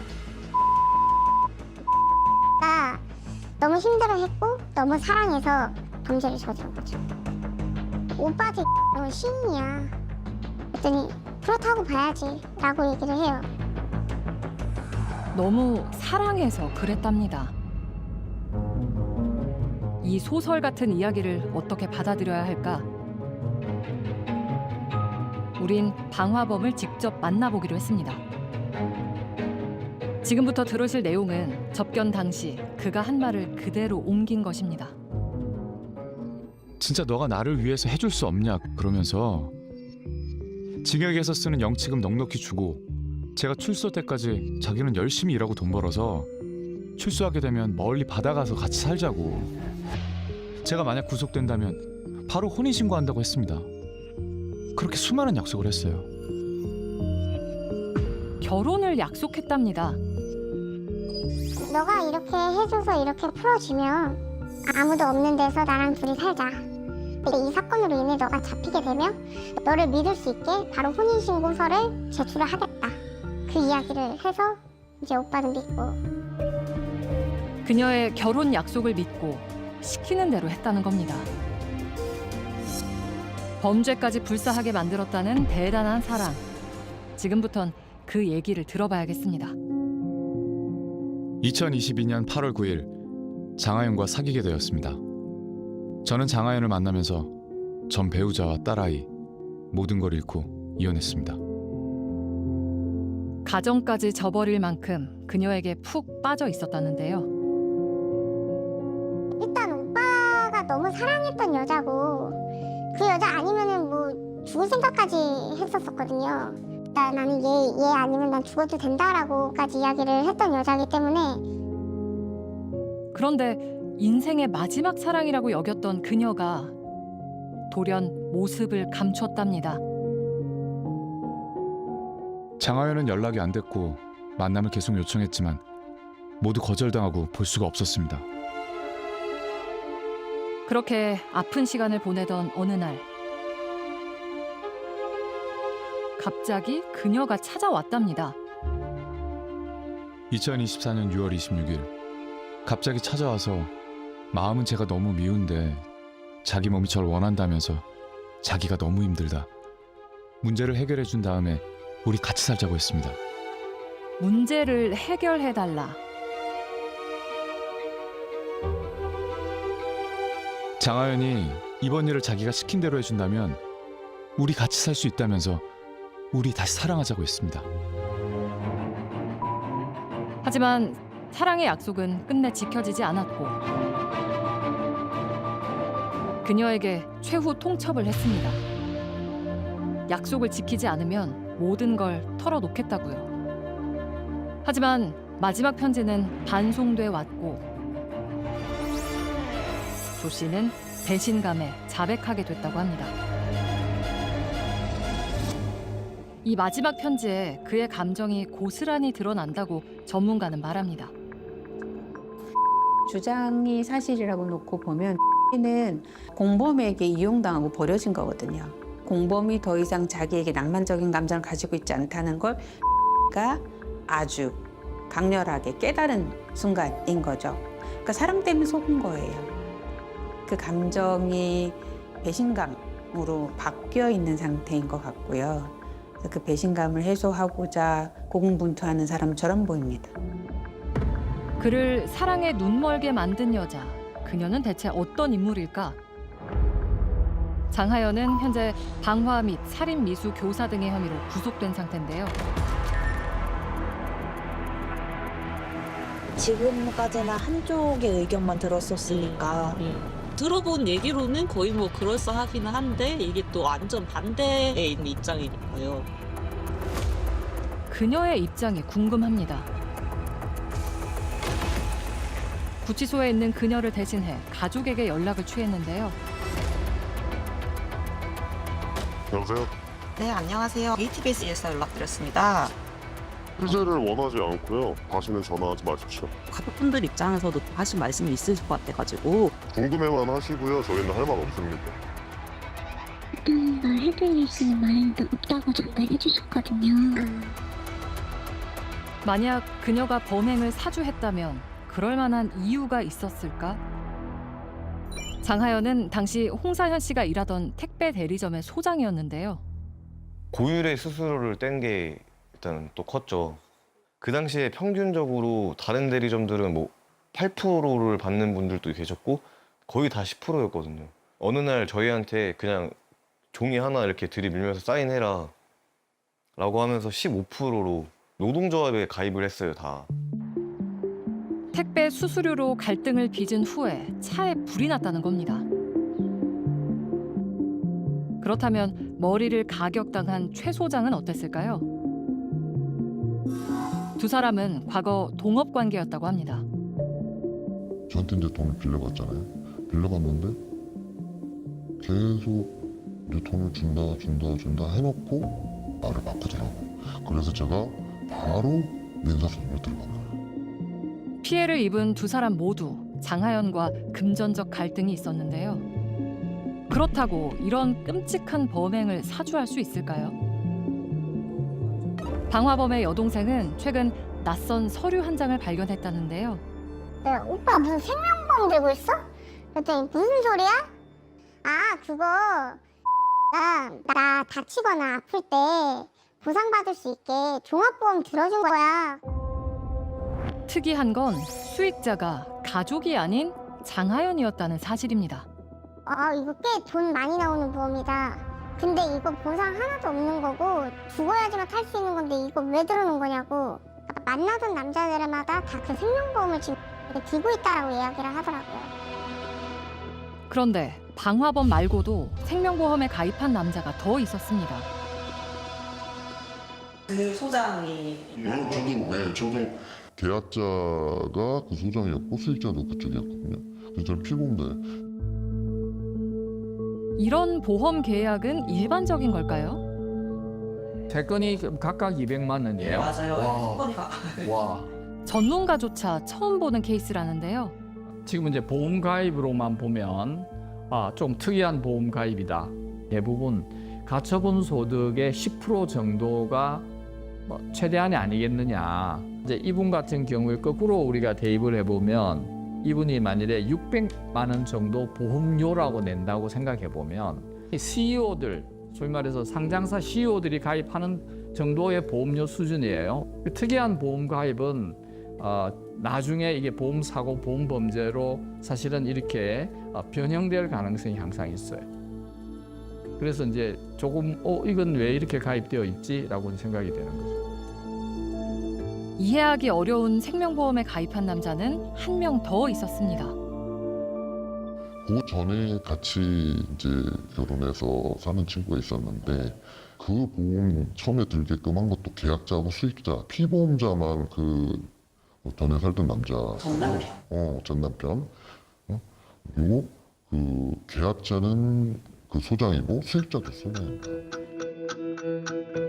그래서 생명보험에서 만약에 그 사람이 죽으면 아마 한테 막 10억 넘게 나올 거다라는 얘기가 저는 알고는 있었어요. 현재는 또 소재 파악이 안 되고 있고. 소재 파악이 안 돼요? 네. 장하연의 전 남편, 그를 만나봐야겠습니다. 수소문 끝에 어렵게 연락이 닿았는데요. 여보세요? 네, 안녕하세요. 저희 JTBC에서 연락드렸습니다. 뭐 때문에 취재를 하시는 거죠? 전 남편분이시라고 하시길래. 전 남편의 대답은 훌륭한 사람이에요. 좀 정신병자예요. 그렇게 생각하셨던 이유가 있으실까요? 뭐 사건이나? 사건이야 많았죠. 근데 갈 일이 저도 그때 당시의 일을 생각하고 싶지 않아서 호동시오패스라는 사람을 처음 알았어요. 걔 때문에. 님이 지금 피보험자로 하는 보험을 들어놨다고 저희가 또. 그것도 제가 마음대로 해지가 안 되더라고요. 저도 알아봤는데. 해지를 못 하세요? 그게 무슨 보험인지 알고 계세요? 대충은 알고 있어요. 그 보험이 생명보험이 맞나요? 네, 그럴 거라. 그냥 걔랑 더 이상 엮이고 싶지 않았어요. 장하연, 그녀는 대체 어떤 사람일까? 그녀와 엮인 사람들은 우리에게 이렇게 말했습니다. 한마디로 혹시 표현하죠? 사이코패스. 사람을 사람으로 생각하지 않고 도구로밖에 생각을 안 하기 때문에. 거의 종교다 이건. 이렇게 생각할 정도로 자기 의사에 반하는 상황이 생기면 남자들한테는 물어버려요. 내 말을 왜 못 믿어? 그럼 그 정도 때 저게 거짓말일까? 이렇게 생각하지 않겠어요? 얼마 전 첫 재판이 열렸습니다. 그녀에게 적용된 혐의는 살인미수 교사, 살인예비, 방화교사. 그녀는 자신의 모든 혐의를 인정했을까요? 이날 재판엔 홍사현 씨도 참석했는데요. 재판 내용 들어보니까 혐의를 다 부인하고 있다고 하고 있어서 좀 기가 찹니다. 구속이 되어 있는 상태에 오늘 또 검사님께서 추가로 포렌식 자료를 제출하셨으니까 네, 이게 시간이 문제인 거지 범죄의 죄는 확실히 받을 것 같은 생각이에요. 받아야 하고요. 방화범의 고백 이후 사현 씨는 불안감에 시달린다는데요. 그럴 만한 이유가 있답니다. 꼭 모두 조심하세요. 홍사연님, 홍사연님 배우자와 아이, 최 소장님, 최 소장님 가족 모두 꼭 안전하게 해주세요. 장하연은 청부업자까지 알아보냅니다. 정말 어떻게 할지 몰라요. 저는 지금까지도 와이프랑 저랑 그걸 해놨어요. 그 실시간 위치 뜰 수 있게 해놓는 거 있잖아요. 어플. 그거를 해놨어요. 왜냐면 갑자기 어떻게 될지 모르니까. 후신용으로 칼하고요. 칼하고 야구 배트도 항상 차에다가 보관해서 다니고 있어요. 이유를 알 수 없었던 연쇄 범죄. 그 비하인드는 이제 막 수면 위로 떠오르고 있습니다.